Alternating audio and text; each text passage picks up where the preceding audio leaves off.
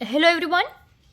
So in today's lecture, we are going to discuss about the species interaction in which we will cover today. The topic is parasitism. Okay. तो अब तक हमने species interaction में mainly 3 topics है वो cover किए हैं, 3 सब topics है वो cover किए हैं, जैसे कि mutualism, then competition, then predation, and now the fourth one is parasitism. Okay. So let's discuss. Now here आप लोग देख रहे हो plus and minus sign. Now what does it mean? Parasitism में क्या होता है? जैसे कि स्पीसीज इंटरेक्शन है तो ऑब्वियसली 2 स्पीसीज होगी, एक से तो इंटरेक्शन होता नहीं है. सो एक स्पीसीज में प्लस है, इट मीन्स कि उनको फायदा हो रहा है, जबकि माइनस है, इट मीन्स जो दूसरी स्पीसीज होगी सामने उसमें उसको नुकसान हो रहा है. ठीक है, okay. So parasitism is a one sided relationship we can say, जिसमें एक को फायदा हो रहा है जबकि दूसरे को नुकसान हो रहा है. Okay. The partner which is benefited is called parasite and the other partner is called host. तो जो 2 स्पीसीज के बीच में इंटरेक्शन होता है उसमें पैरासिटिज्म में क्या होता है, 2 में से एक को जिसको फायदा हो रहा है उसे हम बोलेंगे पैरासाइट, राइट. और जिसको नुकसान हो रहा है यानी पैरासाइट जिसमें से न्यूट्रिशन गेन कर रहा है उसे बोलेंगे हम होस्ट. ठीक है. तो जैसे कि आपको पता ही है पैरासिटिज्म में मोस्टली क्या होता है, जो ऑर्गेनिज्म होता है वो किसी और होस्ट के यानी किसी और ऑर्गेनिज्म के बॉडी में वहां पे रह के अपनी पूरी लाइफ साइकिल है वो कंप्लीट करते हैं और उसके थ्रू वो न्यूट्रिशन है वो डायरेक्ट न्यूट्रिशन है वो गेन करते हैं, राइट. इसलिए उनको खाना खाने के बाद डाइजेस्ट करके फिर एब्जॉर्प्शन नहीं करना पड़ता है न्यूट्रिशन का, डायरेक्टली वो रेडीमेड न्यूट्रिशन ही अपने होस्ट में से ले लेते हैं. उसे ही बोलते हैं क्या, पैरासाइट. तो जैसे कि पैरासाइट्स है उसके बहुत सारे टाइप्स होते हैं. तो कोई है वो टेम्पररी होते हैं जो कि हम डिस्कस करेंगे इस लेक्चर के लास्ट में, डिफरेंट सारे टाइप्स है वो. बट अभी जस्ट आपको आइडिया दे रही हूँ मैं कि पैरासाइट है वो टेम्पररी भी कोई होते हैं, यानी अपनी लाइफ के कुछ पार्ट में ही वो किसी और ऑर्गेनिज्म की यानी होस्ट के बॉडी में जाके रहते हैं. दूसरे होते हैं परमानेंट काइंड ऑफ पैरासाइट जो कि अपनी पूरी लाइफ साइकिल यानी through the birth to the death वहां तक वो पूरी अपनी लाइफ साइकिल है वो किसी और होस्ट के बॉडी के अंदर ही बिताते हैं. कुछ होते हैं जो कि अपने सिर्फ फायदे के लिए यानी जब भी उनको न्यूट्रिशन चाहिए तभी जाके किसी होस्ट का यूज करेंगे. But in all kind of all different types we can say parasitism के, उसमें जो भी पैरासाइट है वो ऑब्वियसली कोई ना कोई तरह से अपने होस्ट को नुकसान ही पहुंचाते हैं. क्यों? क्योंकि वो भले ही चाहे परमानेंट हो या टेम्पररी हो बट वो अपने होस्ट में से क्या कर रहे हैं, डायरेक्ट न्यूट्रिशन है वो गेन कर रहे हैं. सो उसकी वजह से क्या हो गया कि होस्ट के बॉडी में से उतने न्यूट्रिशन की कमी आ गई, क्योंकि उनका जो होस्ट का बॉडी है वो उनके बॉडी के हिसाब से उनका बॉडी न्यूट्रिशन बनाता है थ्रू द फूड, राइट. तो अभी जो रेडीमेड न्यूट्रिशन है वो कोई और लेके चला जाए तो उनकी बॉडी में तो सीधी सी बात है न्यूट्रिशन की कमी हो जाएगी and ultimately they will become weak, right. So that is why parasite always host को वीक बना देते हैं, ultimately sometimes they can die also, right. So let's discuss now. Considering that the parasitic mode of life ensures free lodging and meals. So as we discussed कि जो parasite है वो किसी host के बॉडी में जाके रहते हैं और डायरेक्ट रेडीमेड न्यूट्रिशन लेते हैं. सो ऑब्वियसली उनके लिए तो क्या हो गया, लॉजिंग एंड मील्स है वो क्या हो गया, फ्री हो गया, कि वो आराम से उनको ना ही अभी घर बनाना पड़ेगा ना ही उनको फूड कहीं ढूंढने जाना पड़ेगा, सब कुछ उनको क्या मिल रहा है, रेडीमेड मिल रहा है होस्ट के बॉडी में से, है ना. Parasitism has evolved in so many taxonomic groups from plants to higher vertebrates. तो पैरासाइट्स हैं वो सारे ही होते हैं, जैसे कि कुछ प्लांट्स भी पैरासाइट होते हैं, कुछ प्लांट के पैरासाइट्स भी होते हैं और कुछ हायर ऑर्गेनिज्म भी एज ए पैरासाइट एक्ट करते हैं. But most of the time क्या होता है, जो स्मॉल माइक्रो ऑर्गेनिज्म है we can say the single cell organisms होते हैं, जो भी माइक्रोब्स मोस्टली उस तरह के पैरासाइट होते हैं. क्यों ऐसा? क्योंकि ताकि वो अपने होस्ट के बॉडी में अच्छे से एंटर कर पाए और वहां पे जाके ग्रो करे. तो मोस्ट ऑफ द टाइम ये माइक्रो ऑर्गेनिज्म ही होते हैं जो कि पैरासाइट की तरह एक्ट करते हैं, क्योंकि तभी वो दूसरों के बॉडी में एंटर कर पाएंगे, राइट. बट और वी कैन से ये पैरासाइट हर किसी को, यानी ह्यूमन बॉडी में भी पैरासाइट है वो रहते हैं, प्लांट्स में भी रहते हैं, हर एक तरह के एनिमल्स में भी पैरासाइट है वो एंटर कर सकते हैं। तो हर एक तरह के पैरासाइट्स हैं वो होते हैं, ठीक है। Now many parasites have evolved to be host specific, यानी होस्ट स्पेसिफिक होते हैं। तो यानी कुछ पैरासाइट होते हैं जिनके होस्ट है वो स्पेसिफिक होते हैं, फिक्स होते हैं। तो हर तरह के पैरासाइट होते हैं। सी कोई कोई पैरासाइट है उनका एक ही होस्ट होता है, यानी वो एक ही तरह की स्पीसीज के बॉडी में ही एंटर करते हैं और उसी में से न्यूट्रिशन लेते हैं। जबकि कुछ पैरासाइट्स होते हैं वो सिलेक्टिव होते हैं, यानी 3-4 टाइप्स की स्पीसीज के बॉडी के अंदर एंटर करके अपना न्यूट्रिशन लेते हैं। और जबकि कुछ पैरासाइट्स होते हैं वो कोई भी ऑर्गेनिज्म के बॉडी में एंटर करके अपना न्यूट्रिशन है वो गेन कर सकते हैं। So there are different kind of parasitism, right. But here we are talking about the host specific parasites. It means they can parasitize only a single species of host in such a way that both host and the parasite tend to co-evolve। तो बस यानी अभी इस तरह के parasite है कोई की जो सिर्फ एक ही तरह के होस्ट को, यानी एक ही तरह की होस्ट बॉडी को यूज कर रहे हैं। तो बस इसका मतलब we can say that they are coevolve, यानी होस्ट और पैरासाइट दोनों साथ साथ इवॉल्व होते हैं। क्योंकि ऐसे पैरासाइट भी परमानेंट होते हैं, यानी वो जब भी उनका बर्थ होगा तभी से जाके, यानी जब तक डेथ होगी तब तक वो अपने होस्ट के बॉडी में रहेंगे। तो यानी और एक ही तरह का होस्ट है उनका, तो होस्ट चेंज भी नहीं कर रहे, तो यानी दोनों साथ साथ इवॉल्व होते हैं, right. That is if the host evolves special mechanisms for rejecting और resisting the parasite, the parasite has to evolve mechanism to counteract and neutralize them in order to be successful with the same host species। तो अब क्या दिक्कत आती है ऐसे parasites को कि मान लो अगर उनका होस्ट है, क्योंकि उनका होस्ट तो स्पेसिफिक है, एक ही तरह का है। अभी मान लो उनके होस्ट ने कोई ऐसी टेक्निक है ड्यूरिंग द इवोल्यूशन फाइंड कर ली कि वो अपने पैरासाइट से बच सके, क्योंकि होस्ट को तो नुकसान हो रहा है ना पैरासाइट से। तो उन्होंने कोई ऐसी टेक्निक फाइंड कर ली कि वो उसके पैरासाइट को बॉडी में एंटर करने ना दे, या तो एंटर करने के बाद कोई ना कोई तरह से मार दे। तो तब क्या होगा, उस केस में पैरासाइट को भी ऐसी टेक्निक इवॉल्व करनी पड़ेगी कि जैसे कि वो उनके बॉडी में किसी भी तरह से एंटर करके ही रहे, राइट। क्योंकि अगर ऐसा नहीं करेंगे तो ऐसे पैरासाइट की पूरी स्पीसीज है वो नष्ट हो जाएगी, राइट। तो जब ऐसे कोई होस्ट स्पेसिफिक पैरासाइट होते हैं तो उनके होस्ट में भी ड्यूरिंग द इवोल्यूशन चेंजेस आते हैं वो पैरासाइट से बचने के लिए। तो सामने उन पैरासाइट्स को भी टेक्निक्स डेवलप करनी पड़ती है कि उन चेंज हुई जो टेक्निक है होस्ट के बॉडी के अंदर उससे भी वो लड़कर, उससे भी वो कंपटीशन करके फिर भी उनके बॉडी के अंदर एंटर कर पाए, तभी वो सर्वाइव कर पाएंगे, अदरवाइज नहीं कर पाएंगे, right. Next, in accordance with their lifestyles, parasites evolved special adaptations। तो ऑब्वियसली पैरासाइट्स को भी during the evolution, during the time evolve होना पड़ेगा अपनी होस्ट स्पीसीज के बॉडी में अगर एंटर करना है तो। सारे पैरासाइट है उनमें किस किस तरह के इवोल्यूशन है वो देखने को मिले, या तो एडेप्टेशन वीकेंड से आए हैं उनमें। Such as the loss of unnecessary sense organs. तो जैसे कि हमें पता है कि ये पैरासाइट्स है वो, उनको कोई फूड वगैरह की सेंस करने की जरूरत नहीं है, क्योंकि उनको फूड खाना ही नहीं है, डायरेक्ट ही रेडीमेड न्यूट्रिशन जबकि वो ले रहे, तो उनके सेंस ऑर्गन्स को इतना डेवलप होने की उनके बॉडी में जरूरत है नहीं। तो इस तरह से कुछ पैरासाइट्स है वो अपने सेंस ऑर्गन से उनको लॉस कर देते हैं।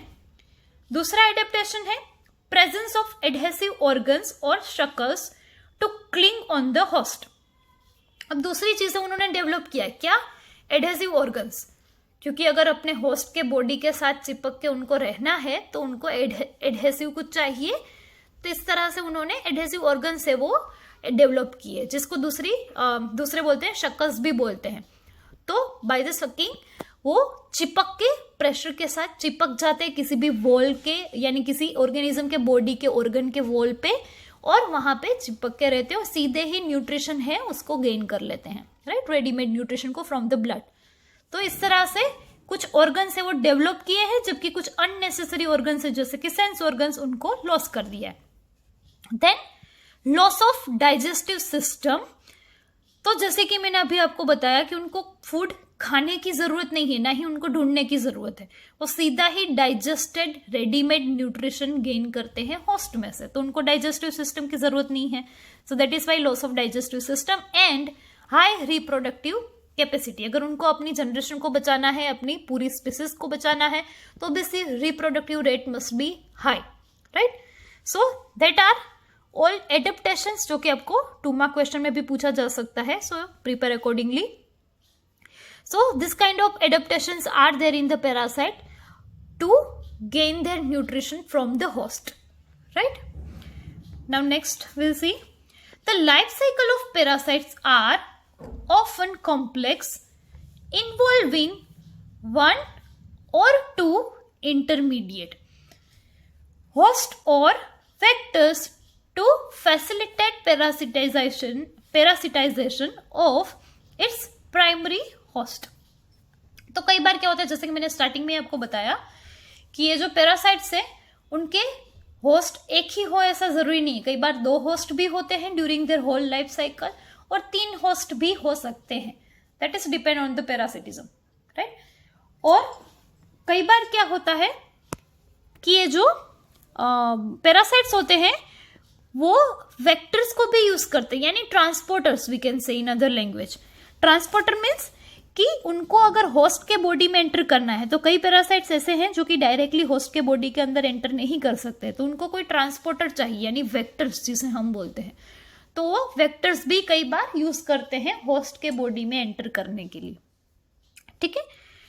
और ऐसे केस में जिसमें मोर देन 2 इंटरमीडिएट होते हैं यानी होस्ट होते हैं, उस केस में जो फर्स्ट होस्ट होता है उसको थोड़ा फायदा हो जाता है. क्यों? क्योंकि ये जो पैरासाइट है वो ऑब्वियसली 1 होस्ट के बाद, पहले होस्ट के बाद दूसरे होस्ट के बॉडी में जाएगा ही, तो वो परमानेंट नहीं रहेगा होस्ट में, यानी उसको नुकसान तो पहुंचाएगा बट परमानेंट नहीं होगा, क्योंकि ये पैरासाइट है वो अपने होस्ट चेंज कर रहा है, राइट. तो ऐसे केस में जो पहला होस्ट होता है, या तो अगर 3 होस्ट चेंज कर ऐसा कोई पैरासाइट है, तो पहले 2 होस्ट को फायदा होता है कि उनकी बॉडी में वो परमानेंट नहीं रहेगा, राइट. ओके, तो हम एग्जाम्पल के साथ देखते हैं, जो कि पहला एग्जाम्पल है the human liver fluke, a nematode parasite. तो ह्यूमन लीवर में जो रहता है पैरासाइट और वहां से न्यूट्रिशन लेता है वो है लीवर फ्लक जिसे बोलते हैं, जो कि अभी मैं आपको इमेजेस दिखाऊंगी तो आपको आइडिया आएगा कि किस तरह से दिखता है. Depends on 2 intermediate host. तो अभी इस लीवर फ्लक के 2 होस्ट हैं. पहला है a snail and a fish. तो इन दोनों में से पास होके थर्ड फिर वो आता है किसमें? ह्यूमंस में. तो स्नेल में जाता है, फिर फिश में भी जाता है, then comes to the human. And even in human कहाँ पे? लीवर में, ठीक है. तो ये वहां पे लीवर में रह के अपनी पूरी लाइफ साइकिल है वो फिर बाद में कंप्लीट करता है, ठीक है. तो अभी नेक्स्ट आपको मैं उसकी इमेज दिखा रही हूँ जिससे आपको पता चले. ओके, सो स्टूडेंट्स, जैसे कि आप लोग स्क्रीन पे देख रहे हो वो क्या है? लीवर फ्लक है, ठीक है. जिसमें अगर आप उसकी बॉडी पार्ट्स को अगर ऑब्जर्व करोगे then you will find here in the front sucker kind of structure, जिससे वो अपने होस्ट के बॉडी में जाके एंटर करके उनकी बॉडी के ऑर्गन के वॉल के साथ चिपक के रहते हैं और वहां से वो न्यूट्रिशन है वो गेन करते हैं, ठीक है. तो इस तरह के कुछ, जैसे कि आप इधर भी देख सकते हो कि ये जो लीवर फ्लक है वो भी ऑब्वियसली स्मॉल साइज ऑर्गेनिज्म है. It is a kind of nematode. Parasite है तो जैसे कि उसको बॉडी के अंदर एंटर करने के लिए ऑब्वियसली उसकी साइज स्मॉल होगी तभी जाके वो इजीली एंटर कर पाएंगे. सो that is why most of the parasite, जैसे कि मैंने आपको शुरू में ही बताया, स्मॉल माइक्रो ऑर्गेनिजम्स होते हैं और साइज में भी बहुत ही छोटे होते हैं. अगर माइक्रो नहीं है फिर भी छोटे होते हैं, बट बड़े पैरासाइट आपको नहीं देखने को मिलेंगे ज्यादातर, right. It's not like that कि होते ही नहीं है, बट ज्यादातर आपको छोटे ही देखने को मिलेंगे always parasite. Clear? So this is kind of liver fluke जो कि ह्यूमन पैरासाइट है. जो पैरासाइट है यानी ऑब्वियसली वो ह्यूमन को नुकसान पहुंचाता है, यानी ह्यूमन के लीवर को डैमेज करता है, न्यूट्रिशन की कमी भी करता है, यानी ह्यूमंस वीक फील करते हैं, एनर्जी लेस फील करते हैं. जबकि ये पैरासाइट है वो अपना खाना मिल रहा है उसको तो वो ग्रो कर रहा है, ठीक है. नेक्स्ट आगे दूसरे एग्जाम्पल से वो स्टडी करते हैं हम. सो नेक्स्ट एग्जाम्पल है अभी the malarial parasite which needs a vector called mosquito to spread to other host. सो अब जैसे कि आप लोगों को पता ही होगा मलेरिया के बारे में, राइट? तो मलेरिया का जो पैरासाइट है वो है प्लाज्मोडियम, ठीक है? सो प्लाज्मोडियम भी बहुत तरह के होते हैं, जैसे कि Plasmodium falciparum and Plasmodium vivax. तो फाल्सिपेरम जो प्लाज्मोडियम है वो अभी डायरेक्टली ह्यूमन के बॉडी में एंटर नहीं कर सकता है ये पैरासाइट. तो वो क्या करेगा, सबसे पहले मॉस्किटो के बॉडी में एंटर करता है और थ्रू द मॉस्किटो बाइटिंग वो ह्यूमन ब्लड में डिफ्यूज हो जाता है, ह्यूमन ब्लड में एंटर करता है. इस तरह से वो अपने होस्ट यानी ह्यूमन में एंटर करता है. So such kind of parasites need the vectors यानी ट्रांसपोर्टर्स जो उनको अपने होस्ट तक ट्रांसपोर्ट करे, राइट? वो मॉस्किटो के बॉडी में उनको कुछ नहीं मिलता है, बट वो जस्ट ट्रांसपोर्ट के लिए है. तो वो मॉस्किटो को कुछ फायदा या नुकसान नहीं करेंगे, बट वो जब ह्यूमन के बॉडी में एंटर करते हैं तब उसको नुकसान पहुंचाते हैं. और जैसे कि आप लोगों को पता ही है, हमें मलेरिया हो जाता है, right? So high fever, weakness, everything. So that is because of this kind of parasite. It is not because of mosquito, although mosquito bite से ही होता है, but the actual disease causing parasite is the plasmodium. ठीक है? तो ये भी एक तरह का पैरासाइट है. Majority of the parasites harm the host. They may reduce the survival. सो जैसे कि मैंने आपको बताया, ओबीसी पैरासाइट है, वो डायरेक्टली न्यूट्रिशन गेन करते हैं होस्ट में से, यानी वो कोई ना कोई तरह से हार्म करते हैं अपने होस्ट को, ठीक है? तो किस तरह से? So they can harm their survival also, then growth and reproduction of the host and reduces its population density. तो इस तरह से वो अपने होस्ट की पॉपुलेशन डेंसिटी है वो कम कर देते हैं, उनको वीक कर देते हैं, उनके ग्रोथ को स्टॉप कर देते हैं, एज वेल एज अगर डेथ हो जाए तो उनके रिप्रोडक्शन रेट और नई जनरेशन भी नहीं आती है. So that is how parasite से वो अपने होस्ट को हार्म करते हैं. They might render the host more vulnerable to predation by making it physically weak. और समटाइम्स क्या होता है, कोई अगर एनिमल है मान लो, तो ऐसे उनके बॉडी में अगर ये पैरासाइट आ गए और उनको वीक कर दिया, तो वीकनेस के कारण तो ऑब्वियसली उनका सर्वाइवल है वो हार्मफुल ही है, सर्वाइव नहीं कर पाएंगे. बट अदर वे क्या हो जाएगा कि वो प्रीडेशन से भी अपने आप को नहीं बचा सकते, क्योंकि वीक हो गए हैं. तो अगर मान लो कोई शिकारी आ रहा है या दूसरा कोई एनिमल जो आ रहा है उसको मारने के लिए, तो बच के भाग भी नहीं सकते, क्योंकि उनकी बॉडी में उतनी एनर्जी नहीं होती है. They are not even able to move properly. तो इस तरह से क्या हो जाएगा, वो मोर ससेप्टिबल हो जाते हैं for the predation also, right? So इस तरह से भी उनकी तादाद है वो बहुत कम हो जाती है, क्योंकि डेथ हो जाती है. भले ही डायरेक्टली डेथ ना हो, तो इस तरह से कोई शिकारी है वो उनका शिकार कर लेंगे, क्योंकि वो वीक है, अपने आप को बचा नहीं पाएंगे, डिफेंस नहीं कर पाएंगे, राइट? तो इस तरह से पैरासाइट है वो अपने होस्ट को हार्म करते हैं. Okay, now let's see the different types of parasite, जो कि मोस्टली हम पढ़ेंगे आज. 5 तरह के पैरासाइट्स होते हैं. Parasite it means ultimately they are the organisms जो कि अपने होस्ट के बॉडी में से न्यूट्रिशन लेते हैं, ठीक है? तो इसे हम बोलते हैं पैरासाइट. तो उनके 5 टाइप्स है, जो कि मैंने ब्रीफली आपको लेक्चर के स्टार्टिंग में ही बता दिया था, जिसमें सबसे पहला है टेम्पररी पैरासाइट. तो as its name itself suggest कि क्या हो, कैसे होते हैं वो, टेम्पररी होते हैं, यानी वो अपने होस्ट के बॉडी में through out their life cycle नहीं रहेंगे, कुछ टाइम के, कुछ पीरियड के लिए, कुछ टाइम के लिए रहते हैं, ठीक है? So an animal spends only a part of its life cycle as a parasite. Example है लार्वल फॉर्म. तो जैसे कि बहुत सारे ऑर्गेनिज्म होते हैं, उनकी लाइफ साइकिल के डिफरेंट स्टेजेस होते हैं, right? Larva stage, then adult, right? तो इस तरह से जबकि वो कई ऐसे ऑर्गेनिज्म हैं, एनिमल हैं, जो कि अपने लार्वल फेज में, यानी जब वो लार्वा होते हैं तब, यानी इसलिए उनका बॉडी है वो फुल्ली मैच्योर नहीं हुआ है, तब वो एज ए पैरासाइट एक्ट करते हैं और उस टाइम पे वो दूसरों के बॉडी में से न्यूट्रिशन है वो लेते हैं. जब फिर वो बड़े हो जाते हैं, मैच्योर हो जाते हैं अल्टीमेटली, तब फिर वो अपने आप ही इंडिपेंडेंटली लाइफ है वो स्टार्ट करते हैं. But during the larval phase वो क्या करते हैं, एज ए पैरासाइट एक्ट करते हैं. सो that is kind of temporary parasite. क्यों? परमानेंट पैरासाइट नहीं, वो कुछ वक्त के लिए अपने लाइफ के ऐसे डायरेक्ट न्यूट्रिशन गेन करते हैं होस्ट में से, ठीक है? ओके, दूसरा टाइप है परमानेंट पैरासाइट. तो इधर जैसे कि वो अपनी पूरी लाइफ है वो होस्ट के अंदर ही बिताते हैं, ठीक है। So the animals which spend their entire life as parasites, तो उसे बोलते हैं परमानेंट पैरासाइट, जिसके एग्जाम्पल है एस्कैरिस एंड टैपवॉर्म एक्सेट्रा। बहुत सारे एग्जाम्पल्स है, but here obviously we can not cover each and every example, so here are few examples, ascaris and tapeworm, ठीक है। So that is about permanent parasite. Now the third type is ectoparasites.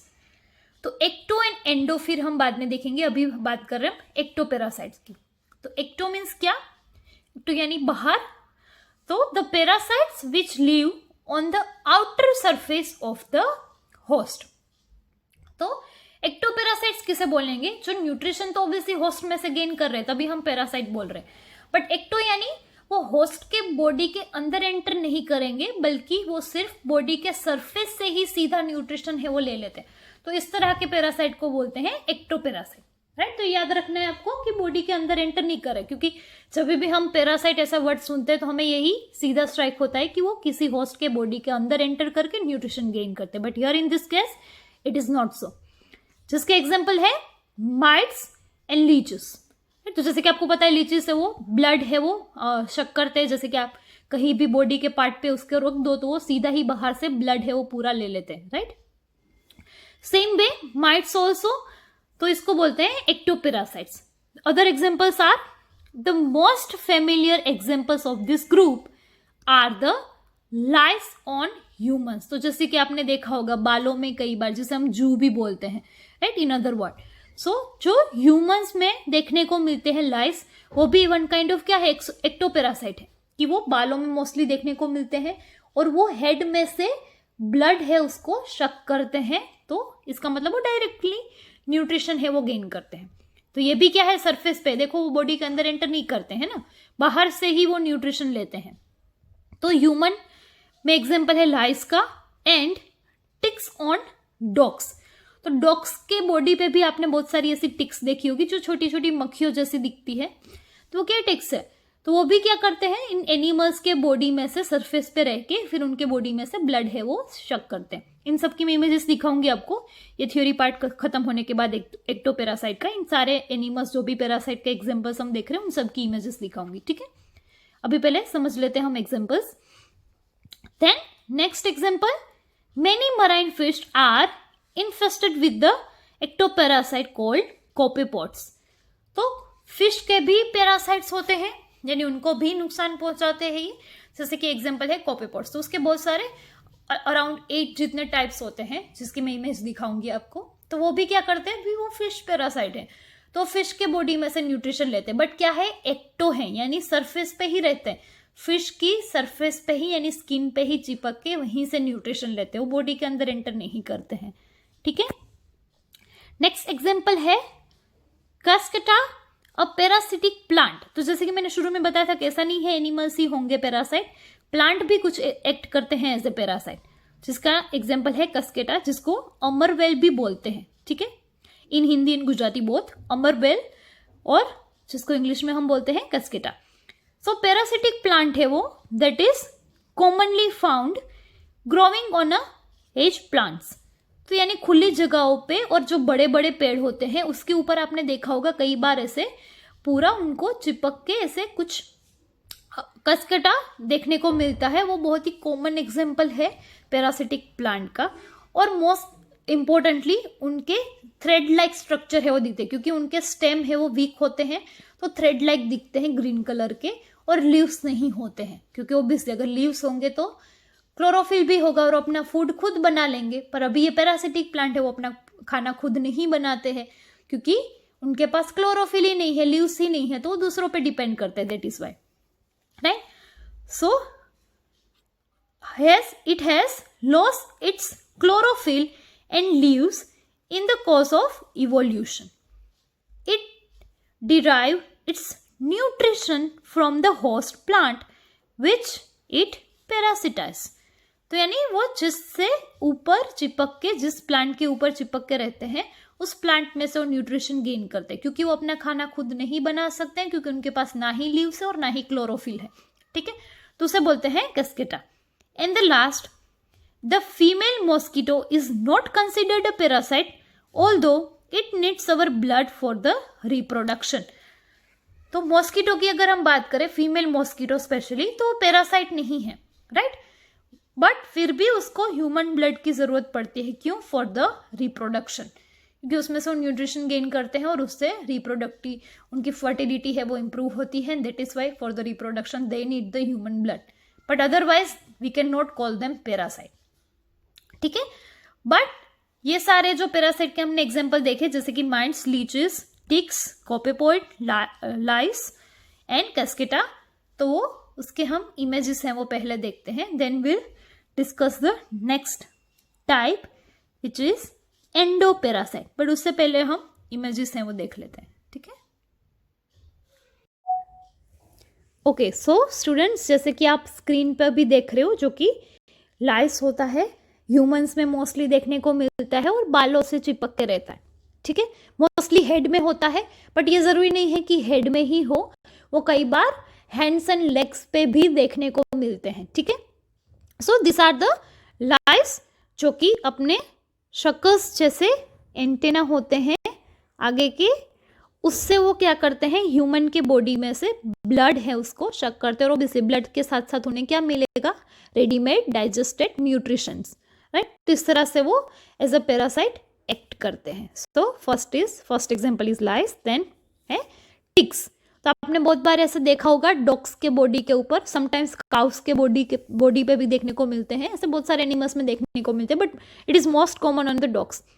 सो ये इस तरह के आप देख सकते हो टिक्स हैं, जो कि एकदम से, जैसे कि मान लो कोई पिन है वो चुभ जाती है हमें, राइट, उसी तरह से ये जो टिक्स होते हैं वो भी सरफेस पे ऐसे एनिमल्स के एकदम चिपक जाते हैं और उसमें से न्यूट्रिशन लेते हैं। अगर आप इसको खींचने की भी ट्राई करोगे तो बाहर नहीं आएंगी, इतना ज़्यादा टाइटली वो स्किन के ऊपर चिपक के रहते हैं, और न्यूट्रिशन है वो थ्रू द ब्लड गेन करते हैं, ठीक है।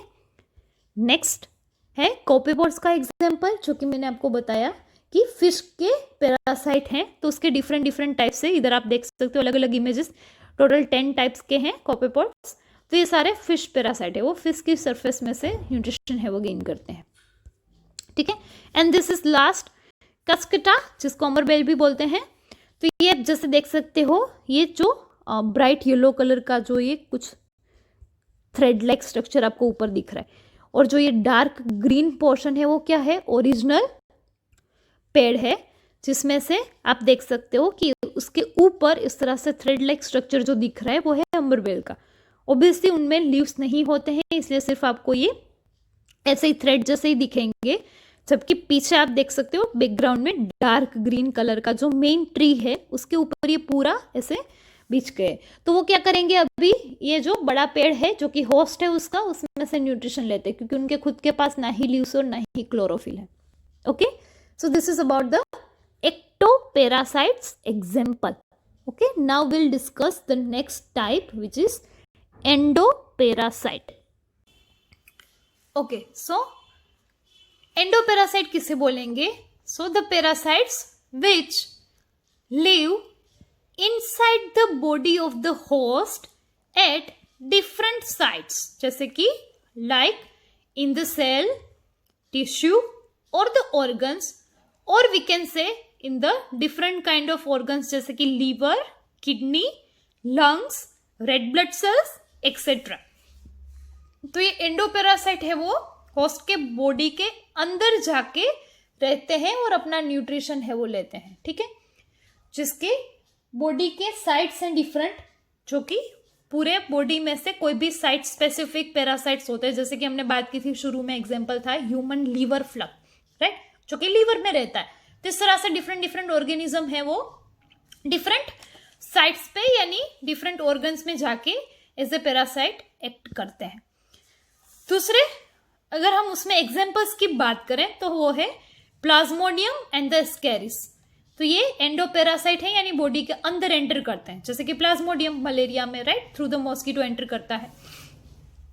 नेक्स्ट है The life cycle of endoparasites are more complex because of their extreme specialization. तो जैसे कि अभी एंडोपेरासाइट में हमने देखा कि वो स्पेशलाइज्ड होते हैं, होस्ट स्पेसिफिक भी होते हैं और होस्ट में भी ऑर्गन स्पेसिफिक भी होते हैं. तो यानी उनकी साइट है वो स्पेसिफिक होती है, इसलिए उनकी लाइफ साइकिल भी क्या है, थोड़ी स्पेशलाइज्ड होती है. ठीक है. Their morphological and anatomical features are greatly simplified while emphasizing their reproductive potential. तो उनके अगर हम बॉडी के स्ट्रक्चर की बात करें, एक्सटर्नल एंड इंटरनल दोनों, यानी मोर्फोलॉजिकल एंड एनाटोमिकल, तो बहुत ही सिंपल होता है, क्योंकि ना ही उनको कॉम्प्लेक्स सिस्टम चाहिए जैसे कि डाइजेस्टिव सिस्टम वगैरह, क्योंकि उनको डायरेक्ट न्यूट्रिशन मिल रहा है तो उनको खाना लेना ही नहीं पड़ता है, फूड लेना ही नहीं पड़ता है ना. दूसरी चीज है, उनके बॉडी के स्ट्रक्चर में भी अगर हम बात करें तो कॉम्प्लेक्स नहीं होता है, क्योंकि ऑब्वियसली दे आर पैरासाइट, तो उनको होस्ट के बॉडी में एंटर करना है, तो उनका बॉडी भी सिंपल ही रहता है. डिफरेंट ऑर्गन्स नहीं होते हैं, डिफरेंट इसलिए सिस्टम्स नहीं होती है. So we can say morphological also as well as anatomical also, दोनों तरह से वो कैसे सिंप्लीफाइड होते हैं. जस्ट देयर रिप्रोडक्टिव पोटेंशियल होता है वो हाई होता है. क्यों? क्योंकि अदरवाइज वो सर्वाइव नहीं कर पाएंगे, क्योंकि उनका बॉडी तो वैसे भी सिंपल ही है, तो उनका रिप्रोडक्टिव रेट है वो हाई होता है, ताकि उनकी जनरेशन से, उनके नंबर से वो बढ़ते रहे. ठीक है. So this is about the endoparasite. Now the last is protoparasite, जो कि बर्ड्स में स्पेशली देखने को मिलता है, जिसका आपको एग्जांपल याद रखना है बर्ड्स में भी और एमसीक्यू के लिए भी. Now in birds is a fascinating example of parasitism in which the parasitic bird lays its eggs in the nest of its host and lets the host incubate them.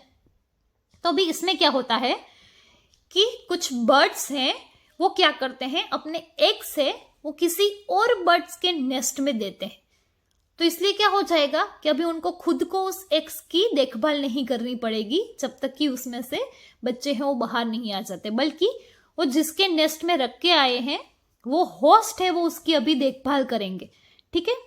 तो इस तरह से उसको बोलते हैं, स्पेशली बर्ड्स में eggs की तरह, एग्स का पैरासिटिज्म एक्चुअली है ये, राइट, जो कि स्पेशली बर्ड्स में देखने को मिलता है. Now during the course of evolution, the eggs of the parasitic bird have evolved to resemble the host egg in size and color to reduce the chances of the host bird detecting the foreign egg and ejecting them from the nest.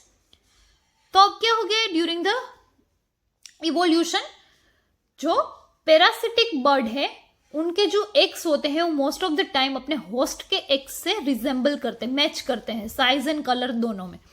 तो इस वजह से क्या हो जाता है कि host है वो आइडेंटिफाई नहीं कर पाते हैं कि ये एग्स है वो उनके खुद के नहीं है बल्कि किसी और बर्ड के हैं, क्योंकि देखने में वो सिमिलर ही लगते हैं. बट जब उसमें से बाहर चूजा आएगा, जिसे हम बोलते हैं, यानी बर्ड आएगा, बर्ड, तो तब फिर पता चलेगा, क्योंकि वो अपीयरेंस वाइज अलग होता है, कि उनका बच्चा नहीं है. ठीक है. अदरवाइज एग्स को देखने से वो मोस्टली ऑलमोस्ट सिमिलर लगते हैं. तो जिसका एग्जांपल है कुकू एंड क्रो, यानी कोयल जिसको बोलते हैं, एंड क्रो.